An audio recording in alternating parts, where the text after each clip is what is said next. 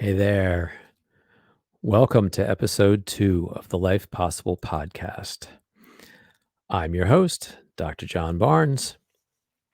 I first off wanted to thank everybody for all of their comments and best wishes after our first episode went out 2 weeks ago featuring Tuni Raphael. It was able to reach thousands of people and we got some really great feedback. So we're back to try again for episode 2.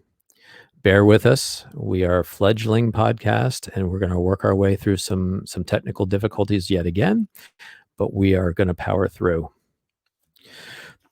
The Life Possible podcast highlights successful clients, coaches, and clinic owners who have successfully used the Ideal Protein program to reset their body, reset their mind, and reset possible.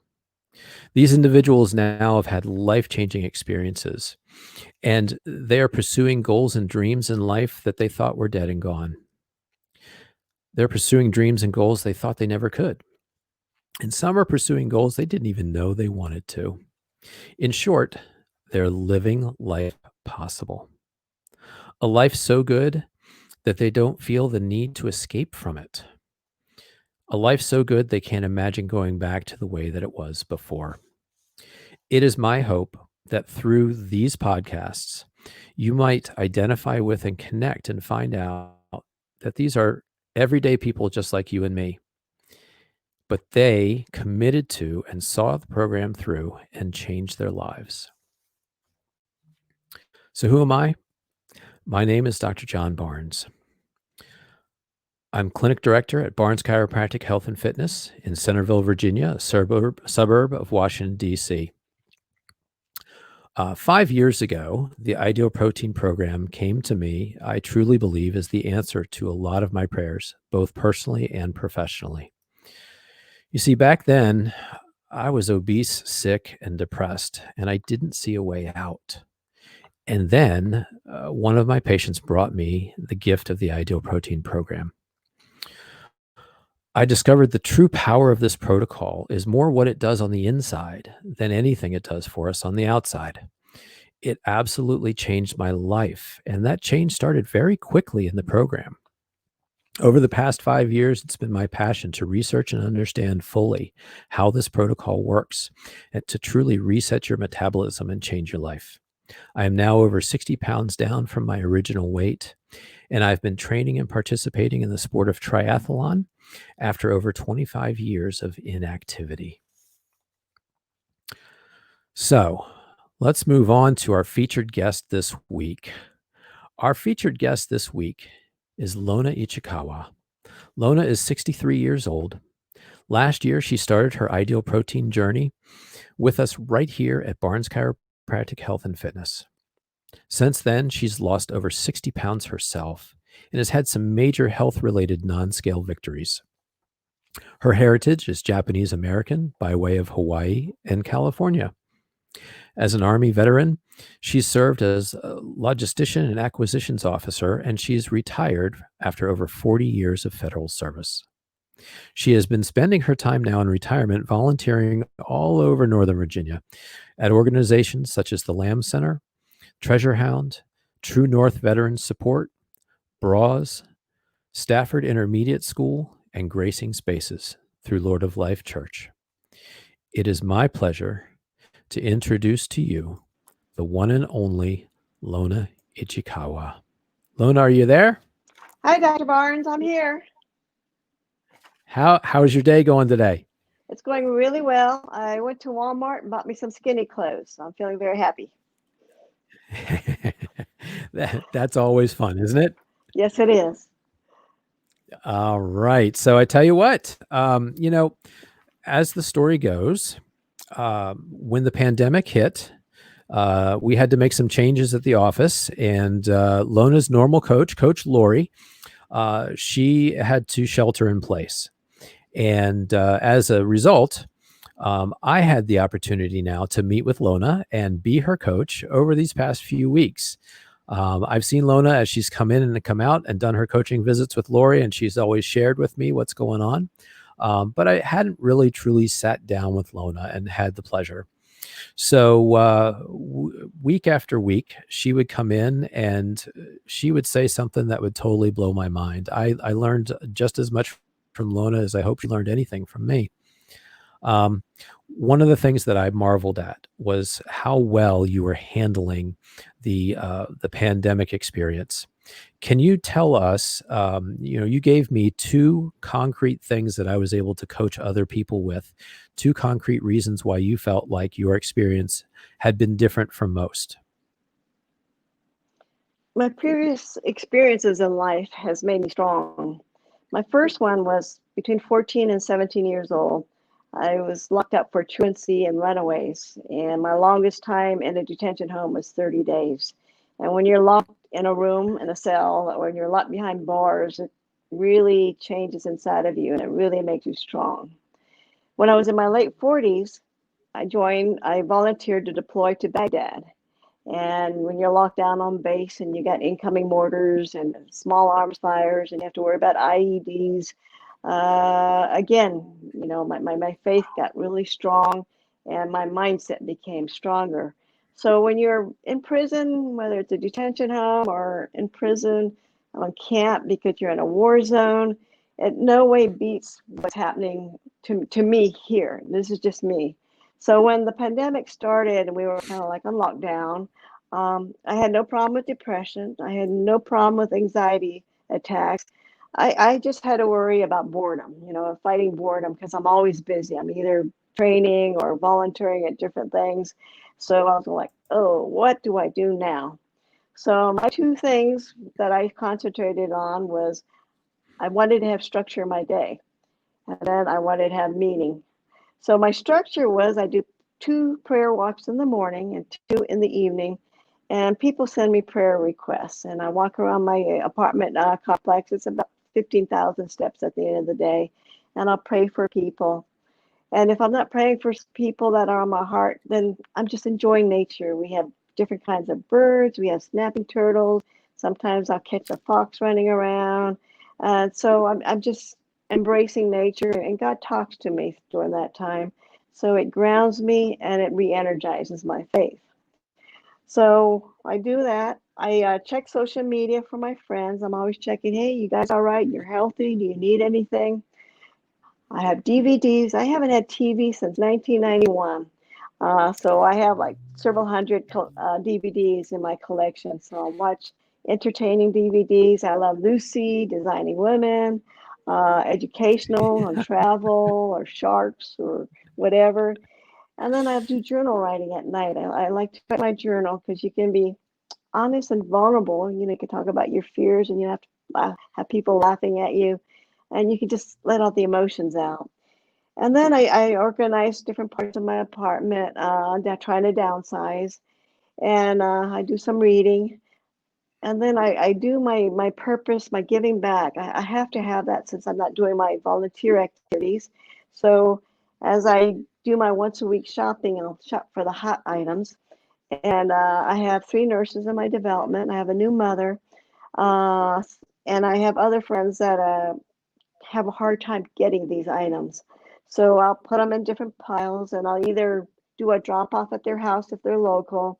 I'm going down Sunday to Stafford to drop a load off, and or I'm sending care packages out. And then I write letters or cards to nursing homes. But once a week I try to find a way to give back so that I feel like, my life is meaningful. Yep. There was also, you had talked about writing cards to the people in the nursing homes. I thought that was fantastic. You do much of your life revolves around going to volunteer at places. And when when all of that was shut down, you didn't miss a beat. You found a different way to give back. And so both of those things, having structure in your day, maintaining a schedule, as well as giving the things that you do meaning and purpose. I coached many clients after that with those two things, and it's helped a lot of people already.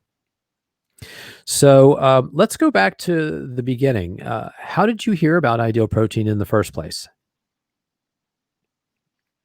I have a friend, Barb, who was on it. She lost quite a bit of weight, and it really improved her health. And she kept saying, "Lona, you got to try this." And I kept pushing her off because I did it once. I had to lose 30 pounds for my hip replacement. And then I gained it all back after my hip replacement. So I was kind of a skeptic on these things working for long term. So, what was the last straw? Why? What was that final thing, that main why that made you, after she had been asking you and telling you about it, and you'd been pushing back? What was the thing that finally made you say, "I have to do this"? I like visiting Longwood Gardens in Pennsylvania, and my friends and I, spent a day and a half there. It's a lot of walking, but a lot of flowers and plants to see. And I was 189 pounds, and I could barely walk half a block without panting and taking a break. My knees were hurting, my back was hurting, and I had to tell my friends, "I'll meet up with you. I'll meet up with you." And this was for a day and a half. This went on, and so at the end of the time, I was so disgusted with myself, and I was so angry and frustrated at how obese I was that I had to get back with Barb and find out about this plan. And I had a very similar experience back when we went to Disney World with my kids and as a family, and I was the baggage. I was the anchor.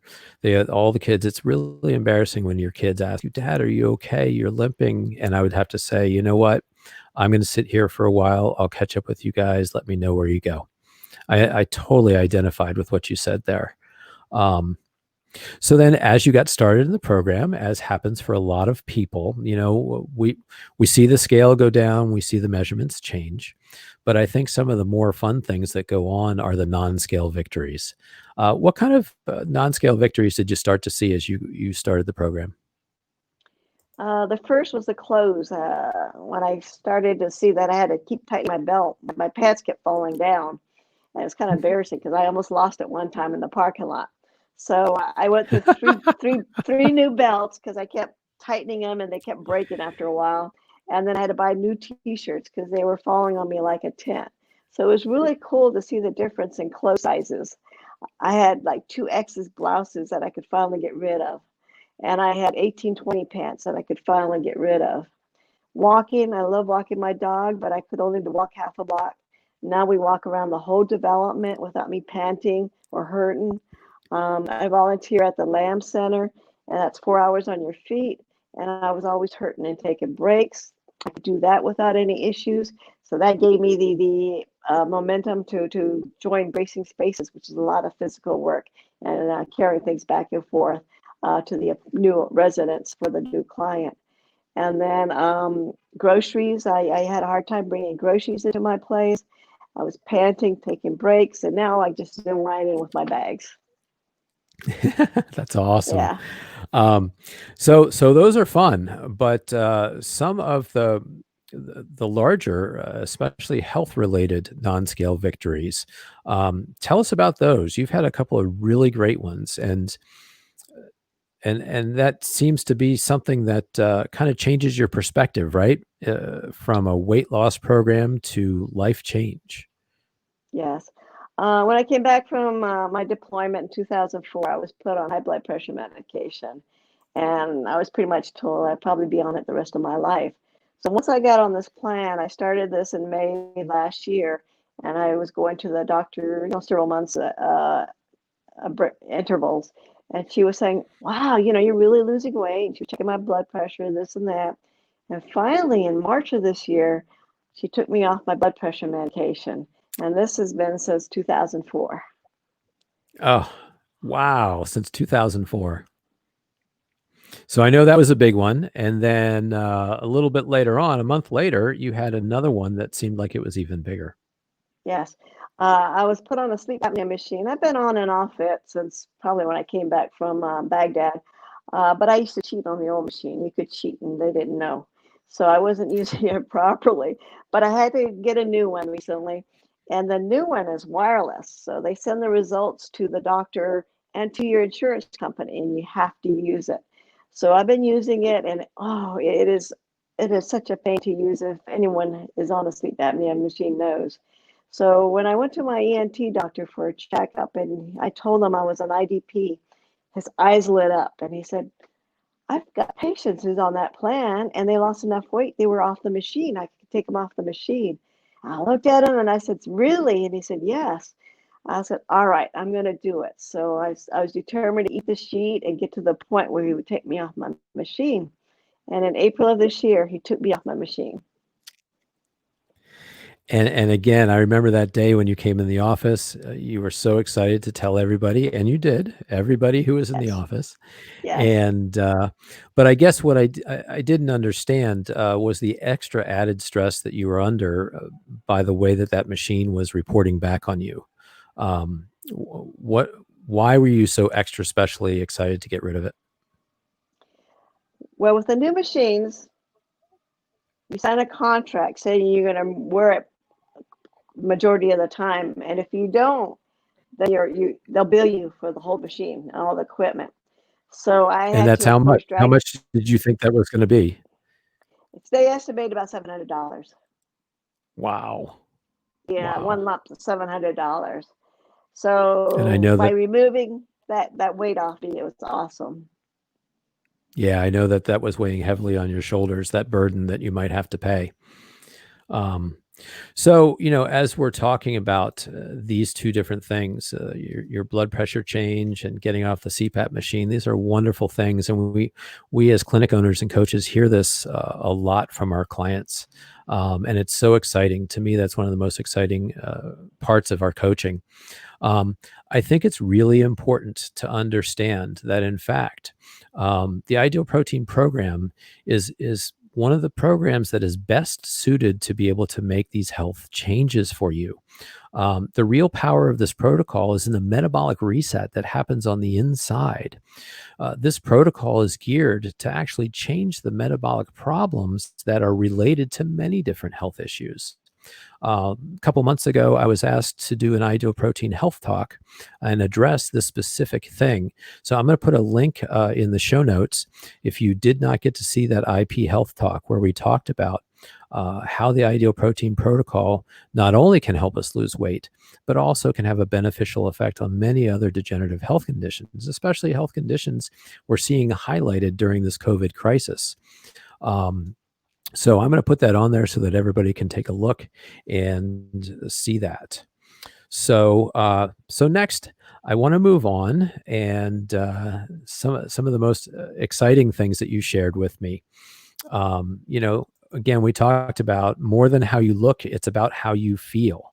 And you've been feeling so good that you've decided to start doing some things that were how shall we say outside your comfort zone.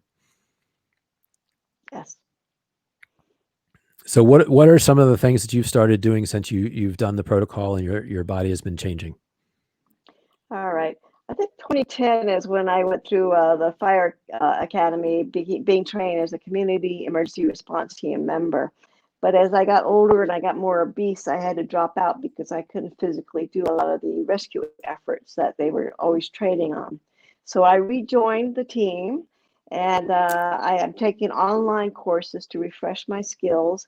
And once it's possible to have on-hands training, I'll be joining their classroom first aid training. I also do weather spotter training. I took that, and first I looked at it and said, "What on earth is this?" But I said, "Lona, it's a new challenge. Try it." So I took the Zoom course, and now I am an official weather spotter. So I don't chase tornadoes or hurricanes. I just give input to the weather station on what I observe, and of course I'll use common sense and hide when I need to. I also found out on Facebook that there was an instructor giving jiu-jitsu classes, and I was a little curious. I was like, So I'm sorry. What kind of classes, Lona? Brazilian jiu-jitsu classes. So I Brazilian wrote him, jiu-jitsu. yes. So I texted him and I said, "Hey, I'm 63 years old. I have replacement parts. I have a replacement knee and hip. And will this be possible for me to do some of these movements?" And he said, "Please come in. We can always adapt some of the movements to make sure that, we don't break anything." So it was 8 weeks, 2 nights a week, hour and a half. and it was constant moving. And the instructor and my wrestling partner, she was awesome. They were very gentle with me. So I was able to flip 20, 30-year-old, and I was the oldest person in there. And this other lady and I were the only ones that lasted the whole 8 weeks. It was awesome. It was a Wow. challenge. Yes. Wow. That is so amazing. Um, So yeah, that again, one of the things on the list, I've got a sticky note, as many people know, I like sticky notes. I've got a sticky note with all of the things that I've been kind of keeping a tally of the things that you were telling me. And Brazilian Jiu-Jitsu was one of the ones I wrote in big bold letters. So then after one of our other sessions, I decided that I was going to take a leap of faith. And I decided to ask you if you would ever consider coaching Ideal Protein clients here at our clinic. And once again, you surprised me with your answer, and I thought it was an amazing answer, although you turned me down. Can you take us through that, Lona? When you asked me, I was taken aback. I said, me. I mean, I was honored, but I was really shocked. And I had to give it some thought. It was quick thought because I already had another dream. I've always dreamed of joining Rubicon, and I was always too obese and physically unfit to be able to ever think of joining them. So that is my goal. I am 63. I'll be 64 next month. And with the CERT training, and I'm looking into first aid and see maybe whether they give free training. I would like to get up to speed, and I hope by the time I turn 65 that I can join the East Coast Team Rubicon. Wow. There's an absolutely incredible dream and goal. To join Team Rubicon, a team comprised primarily of retired veterans that go to do disaster relief after hurricanes and earthquakes and all kinds of, like she said, it could be local, it could be national, it could be around the world. And to hopefully get there by the age of 65. You know, when I was talking with Tuni Raphael, one of his big points is it's never too late. The poor boy is still in his 40s, so I don't know what he's talking about because we both have him beat. Yes. I think that you are an incredible example of this concept of it's never too late. And this Team Rubicon goal, I can't wait to see you go through this training, and I hope that you get to realize that. All right. So next, I want to move on to the last thing that I'm going to do with most of our featured guests. And that is I ask my featured guests to give me their individual, because life possible is a very individual concept. Lona, give us, please, your individual definition of life possible. I had to give it a lot of thought so I could really articulate what all this means to me. It means to step outside my comfort zone, my old comfort zone, where I was so obese I could hide in it. But now I can step out and I can always embrace new challenges. And I do it with enthusiasm and joy. And it's just been awesome.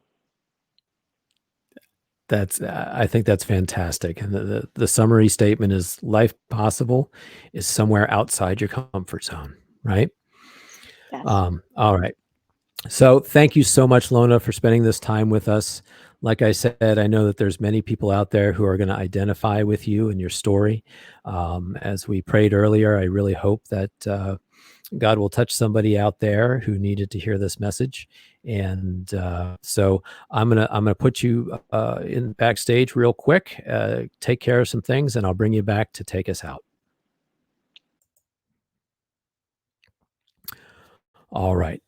So we're wrapping up this episode. Thank you so much for bearing with us.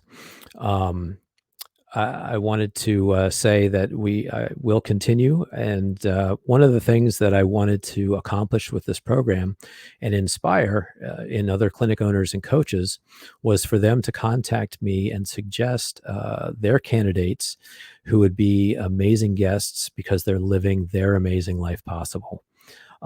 So after our last episode with Tuni Raphael, I did receive just such a suggestion. And I am happy and very excited to announce that our next episode, I'll be featuring this man, Mauricio Bueno. Mauricio has an incredible story. His I am picture showed up through my feed actually very shortly after we had discussed this. And he is 2 years out from that initial weight loss. So he's been able to maintain his weight loss for 2 years. I can't wait to spend the next 2 weeks with Mauricio, getting to know him and getting to learn about his life possible, because I'm sure it's absolutely amazing. If this episode struck a chord and you think it would be helpful to your friends or family, please share this on your Facebook page, share this with other people. And if it inspired you to start the Ideal Protein program, I would hope that you would go to the corporate website at idealprotein.com, use the clinic locator to find your closest clinic. If you are near Centerville, Virginia, we would certainly love to have you at Barnes Chiropractic Health and Fitness. So I am hoping that we are going to air that next episode in 2 weeks. So keep looking for us in 2 weeks. And with this, I am going to bring Lona back into our feed. Let's see if I can get her back. And then I'm going to say, hey, Lona. My name is Lona Ichikawa, and I'm living life possible.